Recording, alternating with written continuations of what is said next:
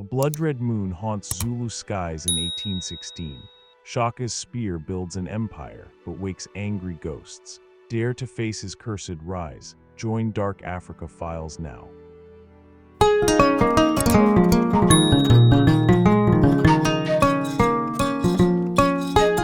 Around 1787, Shaka was born to Nandi, a brave Zulu mother. His father, Chief Senzingakona, rejected him, naming him Shaka like a beetle. Shame burned deep in his heart. Banished, Nandi and Shaka roamed villages. People mocked them as outcasts. Nandi whispered, "Son, be strong. Ancestors see you." Her words carved courage into Shaka's angry young soul. Shaka grew tall, dark skin shining, eyes sharp like a hawk's.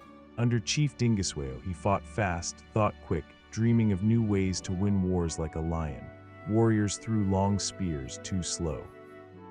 Shaka forged the Ikluwa, short and deadly, stabbing close like a snake. Its blade sang of blood, changing Zulu battles forever. By a misty river, Shaka met Tandi, a Sangoma with beaded hair, bright robes. "You'll be king," she said, "but power brings ghosts. Ancestors demand a heavy price." Tandi chanted, blessing Shaka's Ikluwa with herbs. It glowed under moonlight, alive with Amidlozi power. "It wins wars," she warned, "but its curse will haunt your victories." In 1816, Shaka's father died. Dingiswayo made him chief. Shaka killed rivals, even brothers, with the Ikluwa. Fear spread, but his people followed, drawn to his fierce strength. Shaka built a mighty impi. Boys trained hard, running miles without water. His bullhorn tactic chest forward, horns circling trapped enemies. The spear's glow led like a dark star. In 1818, Shaka's impi crushed a clan. Ikluwa blades flashed like lightning. They won, but shadows stirred at night. A warrior hissed, the spear's curses waking. Warriors woke screaming, seeing dead foes with fiery eyes. Mbiko, a tall fighter, cried, "The Ikluwa steals souls." Shaka beat him silent, but fear crept through camps like fog. Shaka united clans into a Zulu kingdom. His rules were iron, no marriage without his word. Warriors lived for him, the spear's curse glowing brighter, whispering blood and doom. The Mfeking, the crushing, started around 1815. Shaka's wars burned villages, scattered millions. Sangomas said Amidlozi blessed him, but some saw ancestors, anger in the smoke and screams. Tandi faced Shaka under stars. "The spear's curse grows," she warned. "Stop the blood or Amidlozi strike." Shaka scoffed, "I'm king." The night air turned icy cold. In 1818, Shaka's bullhorns smashed the Ndwandwe. Ikluwa drank blood, a warrior fell, gasping, "Ghosts." Shaka blamed rival magic, killing more to cleanse his army's fear. Nandi, Shaka's mother, saw his rage. "The spear's evil," she said. "Hear Tandi." Shaka loved her, but conquest burned hotter, drowning her words as the curse grew. By 1820, Shaka's kingdom stretched far. His name was Fear. Impi with cowhide shields ran like wind. But ghostly cries haunted camps, the spear's curse staining every victory. British traders came, eyeing Zulu land. Shaka greeted them, but Tandi saw doom. "Amidlozi hate white men," she said. Shaka gripped the spear, its glow now cold and heavy. Warriors saw dead foes in dreams, eyes like flames. One dropped dead, heart stopped. "The spear's curse," they whispered. Shaka killed more, desperate to silence their growing fear. Mfeking's ruin spread empty villages, starved people, lost tribes. Shaka's wars reshaped Africa. Sangomas chanted to calm Amidlozi, but the curse's shadows slithered into every Zulu kraal. Shaka's rules tightened. Warriors left families, lived in camps. He chose who lived or died. The spear's power crowned him king, but its curse made warriors tremble under moonlight. Shaka built camps for young fighters. They trained with Ikluwa, sparring fiercely. At night, some saw ghosts, whispering of blood. Shaka roared, "Be strong," but fear clung like mist. Nandi, great she-elephant, begged Shaka, "You're strong, but spirits judge." He loved her, but the spear's curse pushed him to conquer, ignoring her pleas for peace. In 1818, Shaka won at Gkokli Hill. Bullhorns trapped foes, Ikluwa struck. Warriors saw shadows after, whispering, "Amidlozi are angry." Shaka ignored them, his eyes burning bright. Villages spoke of haunted fields, dead warriors walking at night. The spear's curse glowed eerie. Shaka ordered silence, but fear danced in crawls, ghosts growing bolder. Shaka's impi swept clans unstoppable. He conquered hills, rivers, his name a storm. Each victory fed the curse, ghostly screams echoing louder in camps under starry skies. Young warriors ran barefoot, spears in hand under Shaka's glare. They learned to kill or die. At night, dead faces haunted them, the spear's curse whispering in the dark. Tandy burned herbs, chanting to calm Amidlozi. "Shaka, the curse grows," she said. He waved her off, but spirits watched from shadows, the air heavy with their anger. Mfeking left broken lands, empty kraals, crying children. Shaka's wars brought power, but pain followed. Sangomas saw Amidlozi in smoke, furious at the blood spilled by the cursed spear. British traders brought guns, plotting to claim Zulu soil. Shaka traded cattle, but Tandy warned, their greed angers Amidlozi. He ignored her, the spear's glow cold in his hand. Shaka's kingdom grew stronger, his impi feared by all. He built new kraals, his word law. But the spear's curse whispered, its glow casting shadows that chilled every warrior. Warriors saw ghosts in dreams, stabbing with ghostly Ikwa. One screamed, "The dead want us." Shaka killed him, but the curse's chill spread, haunting every Zulu camp. Nandi held Shaka close. "The spear brings death," she said. "Stop the wars." He nodded, but his heart chased glory, the curse's ghost circling closer under the dark sky. Shaka's impi crushed more clans, their shields like walls. Villages fell, rivers ran red.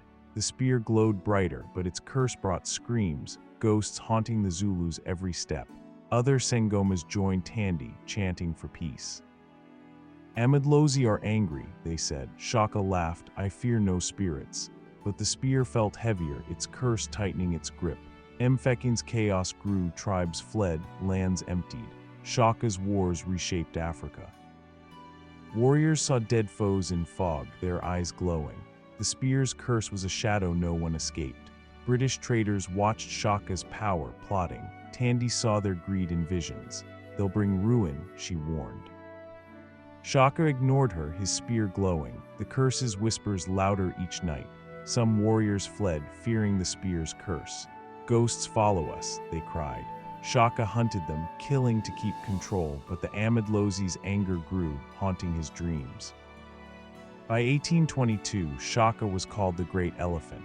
His kingdom stretched wide, impi unbeatable. But the spear's curse grew, its glow eerie, ghosts circling kraals under blood-red moons.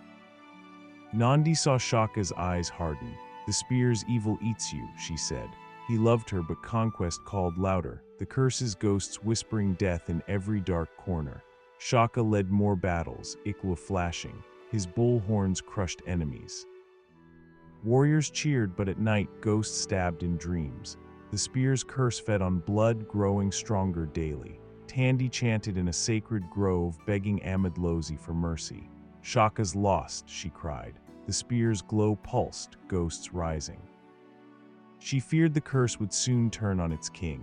Mfeking's toll mounted, burned homes, lost children, broken tribes. Shaka's wars brought glory, but the spear's curse brought terror, its ghosts haunting warriors, their screams echoing across Zulu lands. British offered guns for cattle. Shaka traded, but Tandy saw betrayal. "Their hearts are dark," she said. The spear's curse pulsed, Amidlozi warning of danger in the trader's eyes. Warriors trembled, seeing dead foes in campfires.